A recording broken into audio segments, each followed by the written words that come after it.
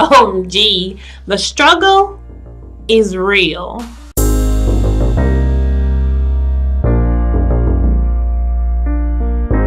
Hi loves, and welcome back to my channel. Thank you so much for joining me again today on my what I eat in a day mini meal prep type video.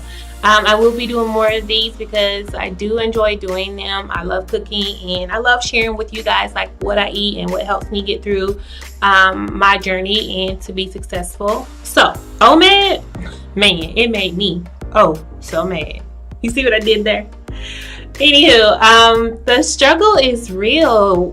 Going 23 hours without eating was a bit of a challenge for me, especially since I had been like not eating kind of on my game plan for the last few months. So trying to go from eating kind of like wonky to going to 23 hours of straight fasting and eating only once a day was a bit of a challenge for me, and I struggle with this. So I'm gonna pull back and gradually get back up to OMAD because with everything that happened last month, in the month of March, up until currently now, it kind of like threw me off. I was like really eating in my feelings and not like focusing on listening to my body cues when I'm hungry and eating like that.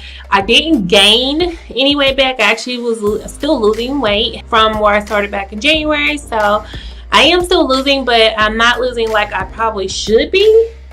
And then, like I said, eating OMAD was a bit of a challenge for me. So I'm going to go back to doing my 18, 6, 20, and 4. 20 and 4 Monday through Friday, then 18, 6. Sorry about the lighting. The sun is doing something crazy. But I'm going to go back to doing my 20 and 4 Monday through Friday, 18, 6 on the weekends, until I can gradually get myself back to OMAD. I'm hoping that I'll be able to get there in the next 2 weeks. And then I'll be able to do OMAD up until I get to my goal weight. I'm hoping, praying that only takes me another 5-6 months, but we never know. But I am looking forward to getting back on track. I believe my pastor said it best. We have to go in and hit the reset button. Reset our minds, reset our thoughts, and just reset our thinking about why we started this journey in the first place, or why we are where we are. If we hit the reset button, we're able to reconnect with what it is that we should be doing, our purpose and our reason as to why we're doing what we're doing. So thanks, Pastor T. Appreciate you. So yeah, I hope you guys enjoy this video. Get some ideas for yourself to take with you to kind of figure out what to eat on this journey. Mine are mostly low carb, keto friendly meals that I'm eating. So definitely check them out, and I hope you enjoy. So I'm going to start off by making this first meal. It's a cheesy taco skillet. My family actually loves this meal.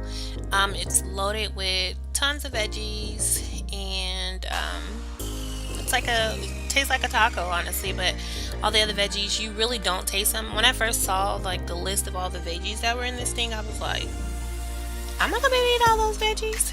But I did pretty good, and they were actually very filling. I felt really full, and you'll see at the end my plate was very small.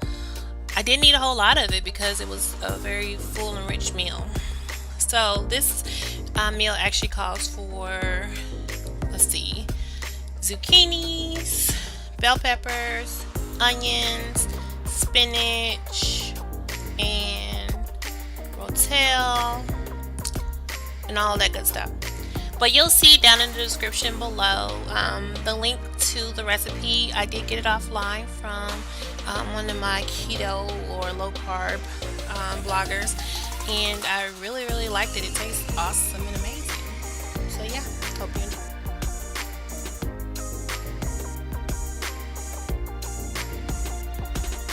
Me being extra with these zucchinis, I wanted them small.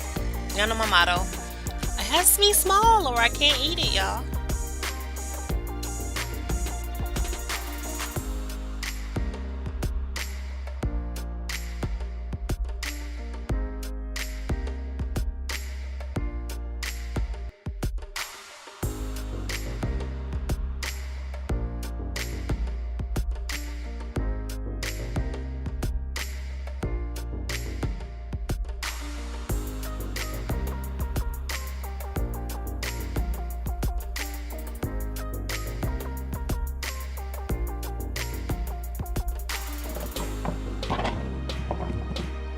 So after I cut these zucchinis up, I moved over to the bell peppers and kind of diced that up too. I cored out that middle piece because I didn't want it spicy for my family. Me, I love spicy. For them, I didn't want it too spicy, so I took out the core that has the seeds, and I just cut up the outer rims. And yes, I used my top piece. I didn't waste anything. I don't believe in wasting food. So although I cut that top piece off, I still utilized the rest of it. You'll notice that my amount of veggies that I use are a little different than what the recipe calls for. Just try it the way it's written first, and then if you need to make adjustments based on your family size, based on your taste, your like, make the adjustments. And that's what we did, because I've made this meal before. I knew that the last time I made it was too much, and our family size has decreased somewhat, so I had to cut back on some of it. So we made a smaller version of it.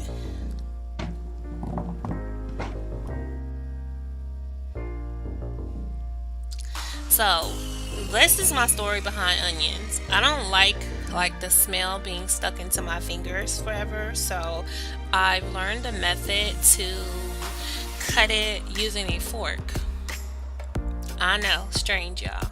So I'm still able to slice the onion with no problem using the fork, and dice the onion without touching it by using the fork.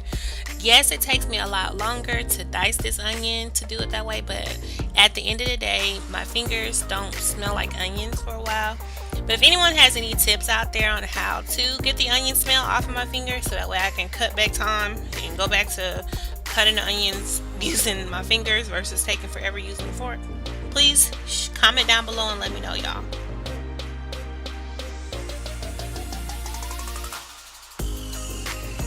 So right now I'm just prepping all the veggies, so that way when I'm ready to make the meal later on, I will have that part out of the way. So now I'm getting out the spinach, and I'm measuring it out, so make sure I have enough of it, and I know how much spinach I have. And then I'm cutting it up, y'all, making it smaller pieces. It works for me. It may just be a mind thing for me, y'all, but it works, trust me, in my head.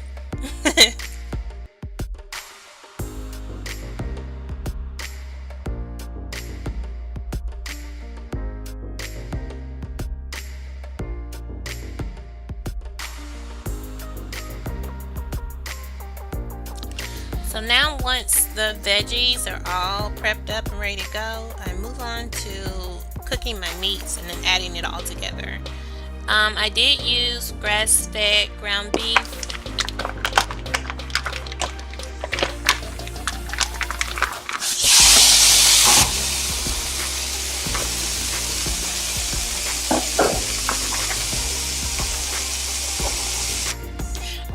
I just love to hear that sizzle.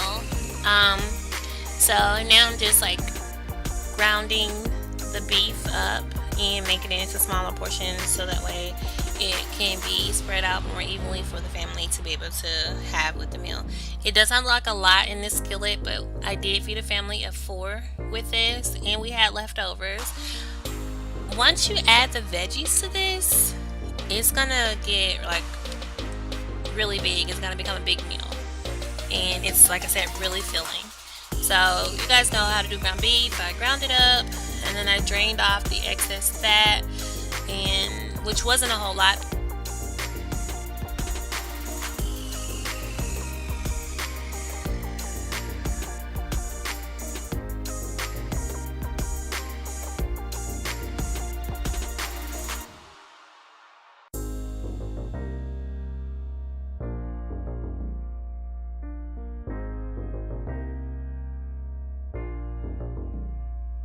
Now that it's done browning, I'm taking it off of the heat and draining it.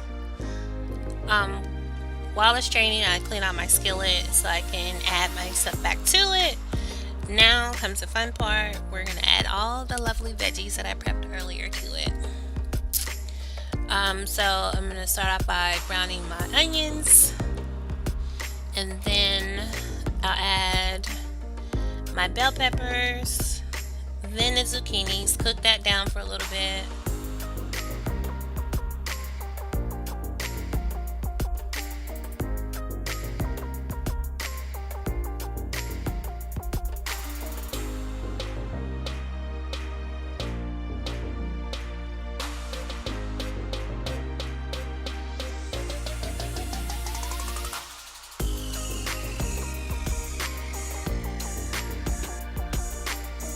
Now, once that's cooked down, then we'll move on and we'll add a can of Rotel. And it's totally up to you as far as your preference. I went through with the original. Again, my family doesn't really like spice as much as I do, so I went with the original, added that. I did not drain it or anything. I just used all the juices that were in there. And then we added the taco seasoning to it. Again, went with the original. The recipe calls for a certain amount of it, but I went for taste for my family and I. So it was more so for that versus the carb count. And then I added water, because with all taco seasonings, mostly you have to add water. I know that a lot of this has a few more carbs in it, but they're good carbs, you know. Alright, so now I'm going to add the spinach and let it wither down, cook within it, get it all mixed up in there. The recipe will tell you how much spinach to use, and I think I use the right amount. It says maybe kale and spinach, but I haven't tried kale yet, y'all, so I'm like real hesitant. I'm a spinach girl right now. So once that's all mixed up and good to go, you get to add the favorite part at the end, y'all. Put some cheese on that. So I'll drizzle some cheese on there and let it melt on the stove with the lid on it. And it came back to it, and this is what the finished product looks like, y'all. Looks good, doesn't it? I was worried when I first started making it too, because it didn't look appealing. But it did taste really good. So I plated it and added some sour cream, jalapeno peppers, guacamole, and a little taco sauce at the top. Delicious. Now I'm going to move on to the second meal that I'm going to show you guys that I made, and it's going to be some pork steaks. I can't do beef too many times within a week's time, so I have to kind of like switch up my meats when I eat them. Also, I find it easier for me to actually clean my steaks or my meat in the sink. When I usually do that, I go right back behind it and get some good old bleach and clean it out real good, so it's like it never got touched in the first place. But it's easier for me to handle it. I don't like touching meat, so you'll see me using a fork. I'm using the sprayer. But what I do is I spray it off good to make sure it's good to go. Then my husband comes behind me and checks it to make sure it's decent. He'll touch it, but he was doing something at the moment, so I just kind of improvised until he came back into the kitchen. But I sprayed it off really good on both sides, make sure it was nice and clean. He checked it for me, and then we dried it off so we can add our seasonings. So now I'm going to add some seasoning salt. Yes, I know it has a little sugar in it, but it's not enough to where it would make me feel like I'm doing too much. Then I added some Morton's Nature Season and some garlic pepper powder, and then some onion powder.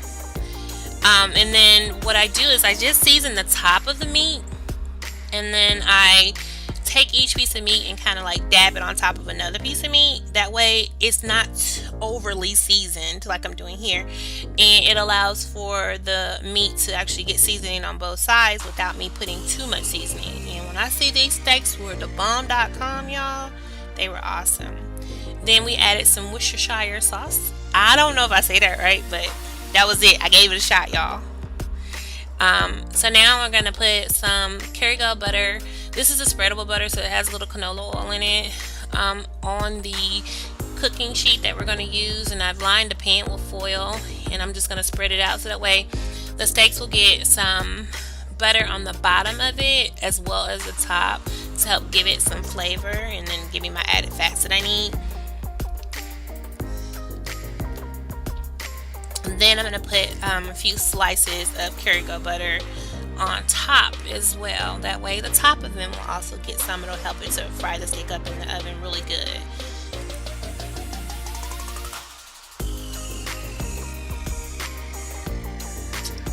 I think I want to say that was maybe 2 tablespoons total, so half a tablespoon per steak on top, and so a total of a tablespoon per steak on the bottom per steak. Then I put these in the oven at 400 degrees for about 35-40 minutes. Then I moved on to making me some salad, and we used romaine salad. It has a couple carrots and cabbage in there, and then I added some cucumbers to it. Again, like I said, we don't really do tomatoes, so I just added my greens to it, and then when I put it on my plate, I added it like a little ranch and bacon bits and some cheese to it.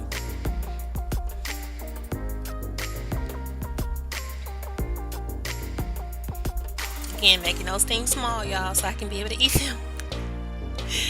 I have a problem. I don't know. I just have to have it really small in order to make sure I can eat it like I'm supposed to, or I just feel like it's just too much going on in my mouth, so I have to make it small.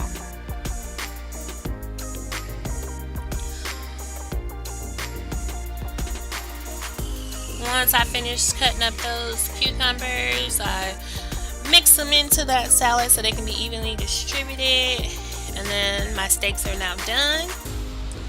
So I take those out and look at them, y'all. Don't they look good? I think they look good. They taste really good. So I'm going to plate it here now with my salad. Again, like I said, I added a little cheese and bacon bits to it and some ranch dressing to the top of it. And that was my meal for that night. So yeah, it was very good, y'all. Very good.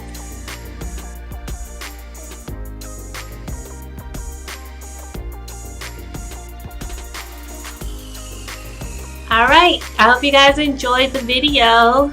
Let me know in the comments below what you thought of the meals that I had, and if you want me to keep doing these what I eat in a day videos. If you're not already subscribed to my channel, don't forget, hit that subscribe button so I can know you really enjoy what I'm putting out there, and join the family. Help me get to 1,000 subscribers. Just saying, just a shameless plug put in there. I would love for you to join me on my weekly videos, and let me know that you're out there and you're enjoying the content. For those that are subscribed to me, thank you so much for being my continued loyal supporters. I truly appreciate you and all that you do. I saw something today on Facebook. I wanted to share it with you guys. It says, sometimes you must hurt in order to know, fall in order to grow, lose in order to gain, because most of life's greatest lessons are learned through pain. You have to go through some things to get to where you want. And if you learn something along the way through the pain that you've suffered, you've actually gained from that life's lesson. Thanks, loves. Be blessed and less stress. Shoncy Speaks.